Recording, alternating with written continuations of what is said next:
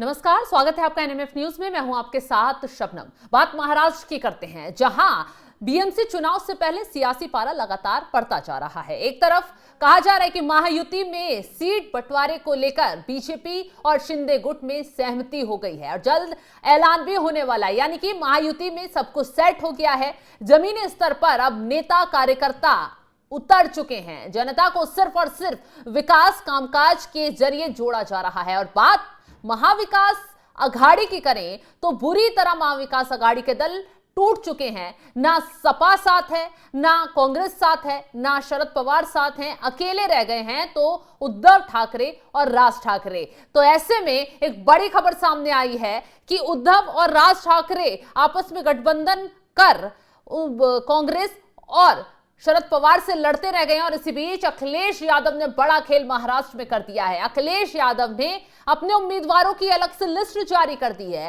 पहली लिस्ट जारी की, उसके बाद दूसरी लिस्ट उम्मीदवारों की जारी की है और अखिलेश यादव इस लिस्ट पर बुरी तरह फंस गए हैं। वो कैसे, चलिए पूरा विस्तार से मामला बता देते हैं। दरअसल अखिलेश यादव के जरिए जो लिस्ट उम्मीदवारों की जारी की गई है उसमें बड़े लेवल पर मुस्लिम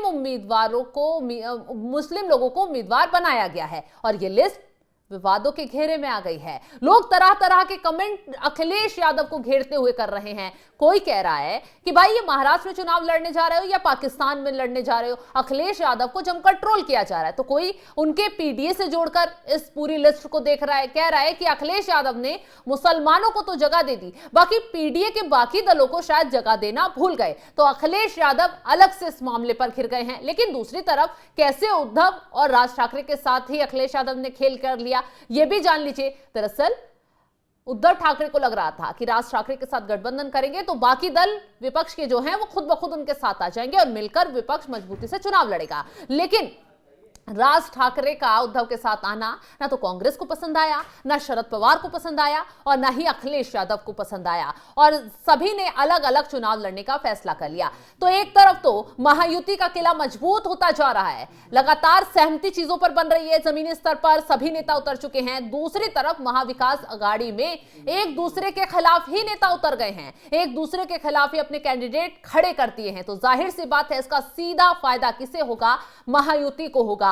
सीधा फायदा बीजेपी को होगा। बीजेपी को इसलिए कि ज्यादा सीटों पर चुनाव बीजेपी इस बार लड़ रही है बीएमसी में, तो इसीलिए बीजेपी को फायदा खुद ब खुद महाविकास अघाड़ी के बाकी दलों ने पहुंचा दिया है। लेकिन इससे बीच एक और बेहद दिलचस्प तस्वीर महाराष्ट्र से सामने आई है। वो तस्वीर है एआईएम के नेताओं में मचे बवाल की। फुल स्क्रीन ये तस्वीर दिखाइएगा, बताते हैं कि कैसे एआईएम के नेताओं में भी महाराष्ट्र में बवाल मचा हुआ है। दरअसल महाराष्ट्र में एआईएम के नेताओं में मारपीट की तस्वीरें सामने आई हैं। हुआ क्या है ये जानिए।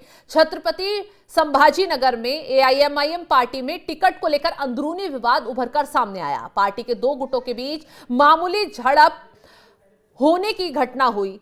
रहमानिया कॉलोनी में एआईएम के इच्छुक उम्मीदवार ईसा खाली को टिकट न मिलने के बाद उनके समर्थकों ने कायराना हमला किए जाने का आरोप लगाया। यह हमला वार्ड नंबर 12 के किराटपोरा शरीफ कॉलोनी में हुआ। जिस वक्त मारपीट हुई, इलाके में हड़कंप मच गया। कार्यकर्ता एक दूसरे पर हाथापाई करते हुए नजर आए। जानकारी ये सामने आ रही है कि ईसा खाली के समर्थकों ने उम्मीदवार मोहम्मद आसरा पर हमला किया। घटना के बाद इलाके में तनाव का माहौल बन गया। फिलहाल इस मामले में अब तक कोई आधिकारिक पुलिस शिकायत तो नहीं दी गई है, लेकिन कहा जा रहा है कि यह मामला आगे तक बढ़ सकता है और एआईएम का खेल शुरू होने से पहले ही महाराष्ट्र में बिगड़ सकता है। एआईएम पार्टी में टिकट को लेकर हुए इस विवाद से राजनीतिक गलियारों में हलचल मच गई है। इस घटना का वीडियो सोशल मीडिया पर तेजी से वायरल हो रहा है, जिसमें आप देख सकते हैं कि एक व्यक्ति टिकट मिलने के बाद चुनाव प्रचार कर रहा है। उसके गले में फूलों की माला और उसके समर्थकों का हुजूम है। इसी बीच कुछ लोग आते हैं और नेताजी के साथ चल रहे एक व्यक्ति को पकड़ लेते हैं। ऐसे में नेताजी मौके से निकलने की कोशिश करते हैं, लेकिन भीड़ भी उन्हें घेर लेती है और मारपीट शुरू कर देती है। नेताजी की मालाएं टूट जाती हैं, फूल बिखर जाते हैं। इसके बाद पुलिस हालात काबू करने के लिए आगे आती है। तो बता दें आपको, महाराष्ट्र निकाय चुनाव को सभी पार्टियां गंभीरता से ले रही हैं। हालांकि टिकट बंटवारे को लेकर कई दलों में अनबन हो गई है। इस वजह से महाविकास अघाड़ी के दल अलग अलग चुनावी मैदान में उतर रहे हैं। महायुति में भी कई सीटों पर सहमति बन गई है और महायुति का सब कुछ ठीक होता नजर आ रहा है।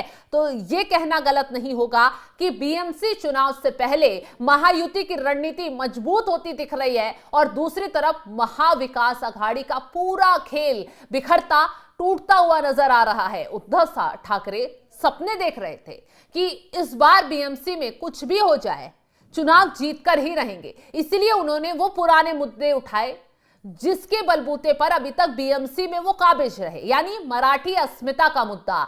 तो ऐसे में उद्धव ठाकरे को लग रहा था कि बहुत मजबूती से चुनाव जीत जाएंगे, मराठी अस्मिता का मुद्दा फिर से भुनाएंगे। लेकिन शायद ये मराठी अस्मिता का मुद्दा इस बार उद्धव और राज ठाकरे पर महंगा पड़ गया। एक तो जो उनके साथी दल थे इस मुद्दे को लेकर नाराज हुए, क्योंकि उनका कहना है कि हम सिर्फ महाराष्ट्र की राजनीति नहीं करते, हम मराठी लोगों की राजनीति नहीं करते, बल्कि हमारा वोट बैंक महाराष्ट्र से बाहर का भी है और हम महाराष्ट्र की ही सिर्फ पार्टियां नहीं हैं। इसी वजह से कांग्रेस ने इसका विरोध किया। कांग्रेस अलग हो गई और कांग्रेस ने मुश्किलें उद्धव ठाकरे की तब खड़ी कर दी जब उद्धव ठाकरे के सामने ही अकेले चुनाव लड़ने का ऐलान कर दिया।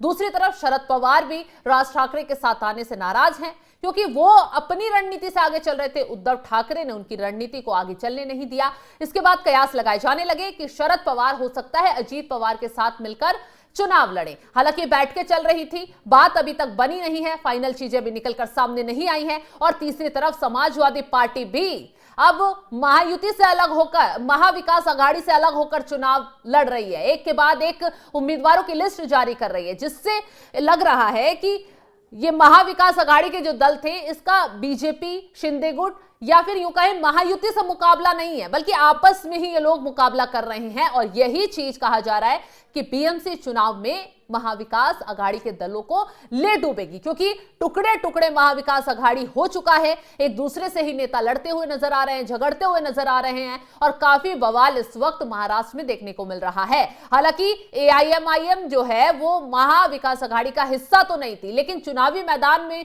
उतरी तो महाविकास एआईएमआईएम के अंदर खुद ही फूट दिखाई थी। आपस में ही उसके जो पुराने नेता और नए उम्मीदवार हैं वो लड़ते हुए नजर आ रहे हैं कि टिकट हमें देना था लेकिन उसे मिल गया। इस बात को लेकर ओवैसी के पार्टी में भी फूट पड़ी हुई है। अब कैसे ये लोग चुनाव जीत पाएंगे, क्योंकि आपस में ही लड़ रहे हैं, एक दूसरे से जिनका साथ था उन्हीं से लड़ रहे हैं। तो जाहिर सी बात है बीएमसी चुनाव से पहले महायुति का किला मजबूत होता नजर आ रहा है और हो सकता है इस बार महायुति अपना कमाल बीएमसी में दिखा दे। उद्धव ठाकरे को लग रहा था कि हम चुनाव एक तरफा जीत जाएंगे, बीएमसी में फिर से हमारा जादू चलेगा, लेकिन उनके ही साथी दलों ने उद्धव ठाकरे की नींद उड़ा दी है, उद्धव ठाकरे के सपनों को चूर चूर कर दिया है। तो बीएमसी चुनाव से पहले बड़ा खेल महाविकास अघाड़ी में होता नजर आ रहा है। फिलहाल इस खबर को लेकर आप क्या कुछ राय रखते हैं कमेंट बॉक्स में जरूर बताइएगा और तमाम बड़ी खबरों की अपडेट के लिए आप हमारे साथ जुड़े रहें। नमस्कार।